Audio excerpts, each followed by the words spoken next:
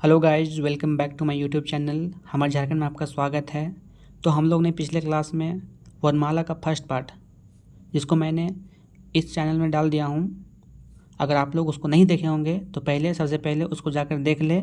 उसमें मैंने ध्वनि, वर्ण, स्वर वर्ण, व्यंजन वर्ण में ह्रस्व स्वर, दीर्घ स्वर, अंतस्थ व्यंजन, स्पर्श व्यंजन, उष्म व्यंजन, ये सब मैंने पढ़ा चुका हूँ, ठीक है।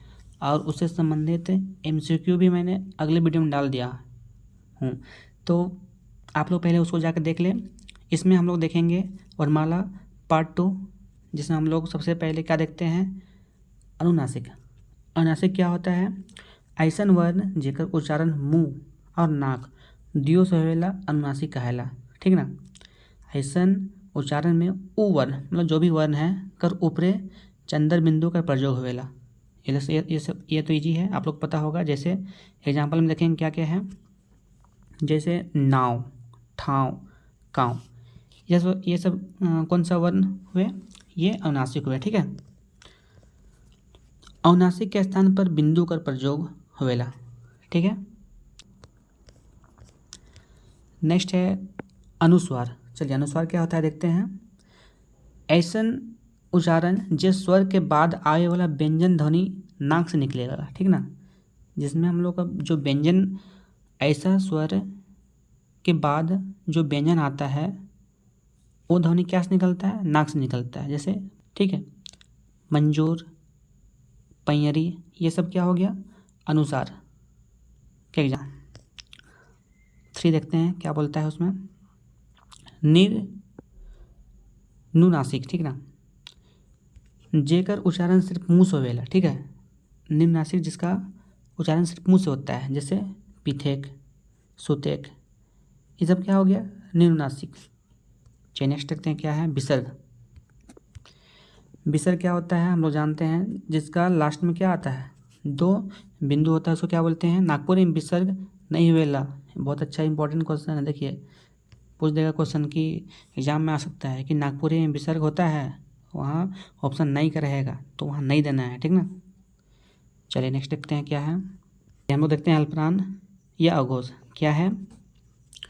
ऐसन वर्ण जेकर उच्चारण में कम समय, कम ताकत और मुंह से कम हवा निकलेला अल्परान कहल जाएला। जैसे क्या होगा, क, ट, ज, ये जल्दी जल्दी बुला रहा है मुंह से, ठीक ना, तो इसको क्या बोलेंगे? अल्परान या अघोष, ठीक है। आगे देखते हैं। वर्णमाला कर सब पहिल, ठीक ना, पहिल और तीसर अक्षर अल्परान या अघोष होवेला। याद रखिएगा, अल्परान या अघोष क्या होता है? वर्णमाला का पहला और तीसरा अक्षर क्या होता है? अल्परान और अघोष होता है। जैसे हम लोग कोई भी वर्ग का बात करेंगे, जैसे क वर्ग, च वर्ग, ट वर्ग, त वर्ग, प वर्ग दिया हुआ है यहाँ पे, तो यहाँ पे क वर्ग में क और ग, ये क्या होता है? अल्परान और अघोष, ठीक है। जैसे च और ज, ट और ड, त और द, प और क्या है? ब, ठीक ना।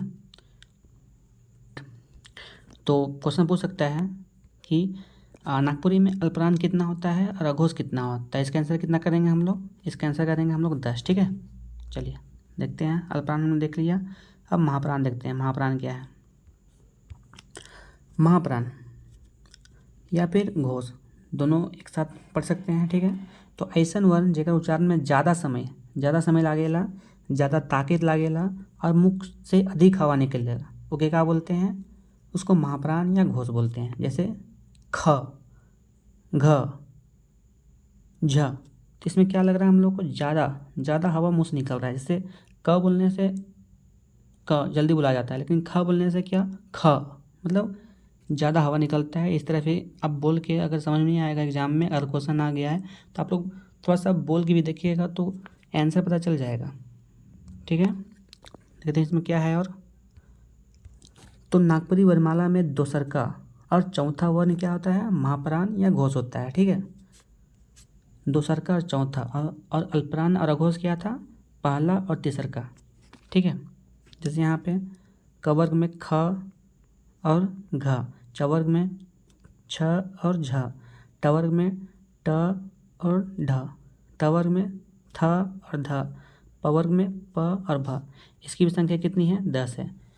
तो क्वेश्चन पूछ सकता है कि महाप्राण और घोष या फिर अल्परान या घोष अघोष, उसमें उनकी संख्या कितनी है नागपुरी में? 10 है। ठीक है, चल नेक्स्ट देखते हैं। नेक्स्ट क्या है? अपनिहित। क्या होता है अपनिहित? जोन शब्द कर अंत में ह्रस्व स्वर ई, ठीक है, ह्रस्व स्वर ई होवे और आगे व्यंजन हुए तो उ व्यंजन से पहले ई लिखल या पढ़ल जाएगा। ठीक ना, यहाँ दिया हुआ है अगर ह्रस्व स्वर अंत में ह्रस्व स्वर ई रहेगा, ठीक है, और उसके बाद व्यंजन रहता है तो व्यंजन से पहले ई लिखल या पढ़ल जाएगा। जैसे हम लोग को यहाँ एग्जाम्पल समझ जाएंगे, जाति है, जाति है तो इसको क्या पढ़ेंगे? जाइत। चाल को चाइल, ढाल को ढाइल। ठीक ना, इजी है। देखते हैं क्या है बालाघात। बालाघात क्या है? बालाघात हम लोग इस टाइप को हम लोग क्या बोल सकते हैं? बालाघात ही बोल सकते हैं। तो बालाघात क्या है? बालाघात नागपुरी में अपनिहित का जैसन प्रयोग होवेला। ठीक ना, अपनिहित का जैसन प्रयोग होवेला। बालाघात कर माने होवेला अधिक बल दे के शब्द कर उच्चारण करे। ठीक ना, बालाघात कर कारण शब्द कर अर्थ नहीं बदलेला।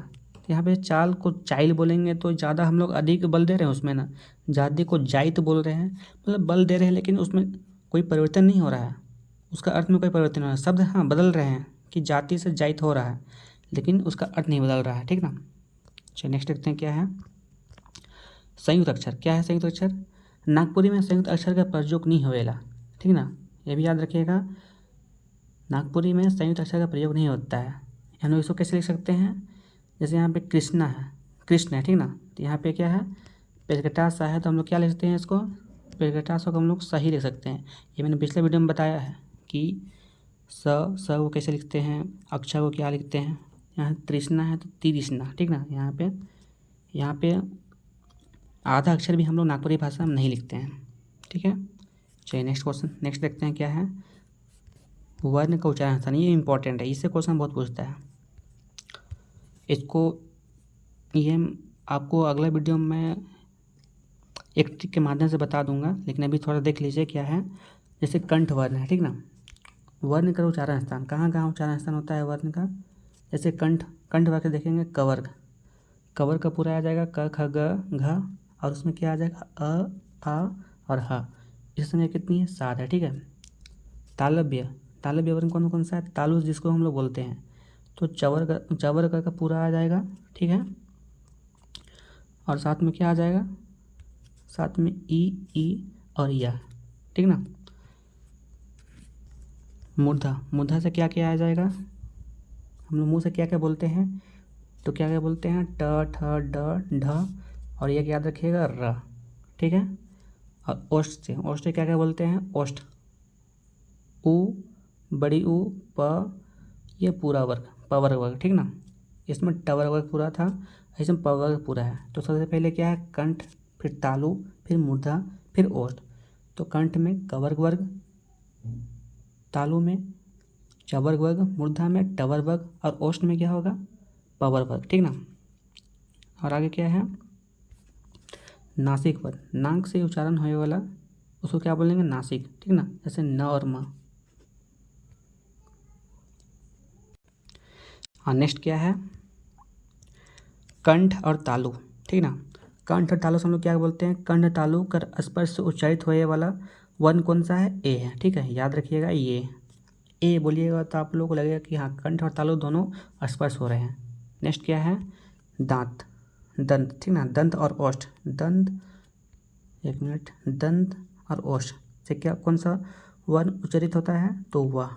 ठीक है, कंठ और तालु से ए, और दंत और ओष्ठ से ओ, और कंठ और ओष्ठ से कौन सा होता है? ओ। ठीक है, यहाँ ओष्ठ से याद रखिएगा, ओष्ठ से ओ। ठीक ना, नेक्स्ट है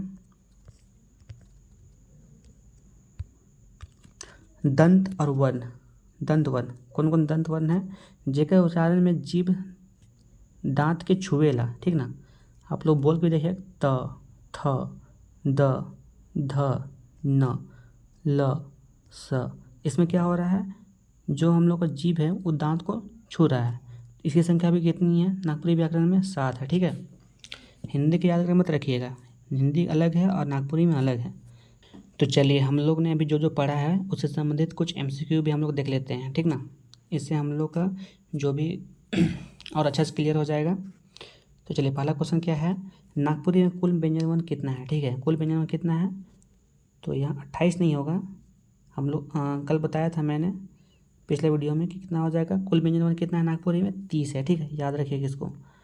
स्पर्श व्यंजन कई गो है, ठीक ना, तो कई गो है, ये 22 है, ठीक है। चलिए नेक्स्ट क्वेश्चन देखते हैं। नागपुरी में मूर्धन्य ध्वनि वर्ण कई गो है, ठीक ना, कई गो है, तो ट ढ ड ढ और क्या है र, ये कितना है 5 है मूर्धन्य ध्वनि, हाँ ठीक ना। नागपुरी में तालव्य वर्ण कई गो है, तो ये 7 गो है। कौन कौन बताया था, ई च चौवा वर्ग पूरा और क्या था, यह था, ठीक ना। चलिए नेक्स्ट क्वेश्चन, क्वेश्चन नंबर 5 क्या है, नागपुरी में दंत ध्वनि कै गो है, ठीक ना, कै गो है, ये भी 7 गो है। तो तवर्ग वर्ग पूरा त वर्ग, ठीक ना, और क्या क्या है न ल और स, ये भी 7 है। याद रखिएगा, बहुत इंपॉर्टेंट है ये, इसको करके जाना है, ठीक ना, अच्छा से। चलिए नागपुरी में ओष्ठ ध्वनि कै गो है, ओष्ठ ध्वनि कै गो है, तो ये भी 7 गो है। ओष्ठ ध्वनि कौन कौन सा है, उ और क्या है पावर वर्ग पूरा और क्या है माँ है, ठीक ना, ये पावर वर्ग में आ जाएगा पाँचों, ठीक है। चलिए नेक्स्ट देखते हैं, नागपुरी में अघोष वर्ण कै गो है, अघोष वर्ण कै गो है, देखिए 7 और 8 क्वेश्चन लगभग सेम है, ठीक ना। नागपुरी में अघोष वर्ण, अघोष वर्ण घोष वर्ण, ये कितना है 10 है, और साथ में अल्परान, अल्परान और महाप्राण, इसकी संख्या भी कितनी है 10 है, ठीक ना, याद रखिएगा। चलिए नेक्स्ट देखते हैं, कंठ और ओष्ठ वर्ण के है के, कौन है कंठ और ओष्ठ, हम दोनों से बोलते हैं, जैसे ओ कंठ भी आ रहा है और क्या आ रहा है ओष्ठ भी आ रहा है, ठीक ना। इसका आंसर कितना हो जाएगा, क्या हो जाएगा ओ हो जाएगा, कंठ और ओष्ठ दोनों से बोलते हैं। नागपुरी में हस उसर कै गो है, हस उसर कै गो है नागपुरी में, 3 गो है, ठीक ना। इसको पढ़ाए थे पिछले वीडियो में, कौन कौन सा है अ छोटी ई और छोटी ओ, ठीक ना। चलिए क्वेश्चन नंबर 11, ध्वनि प्राण है के किसका, इसको भी क्वेश्चन कराए थे, किसका है शब्द का है, ठीक है। चलिए आज का लास्ट क्वेश्चन देखते हैं क्या कहता है, कौन अक्षर कर अपनिहित तैर प्रयोग करल जाएला, तो ई जो अक्षर है उसका हम लोग प्रयोग कैसे करते हैं, अपनी ही जैसे करते हैं, जैसे पुछ पाइथ कैर आदि, ऐसा मतलब ऐसा वर्ड आएगा उसको क्या बोलेंगे, इसको बालाघात बोलते हैं, ठीक ना। चलिए तो आज का वीडियो हम लोग यहीं समाप्त करते हैं, बहुत बहुत धन्यवाद।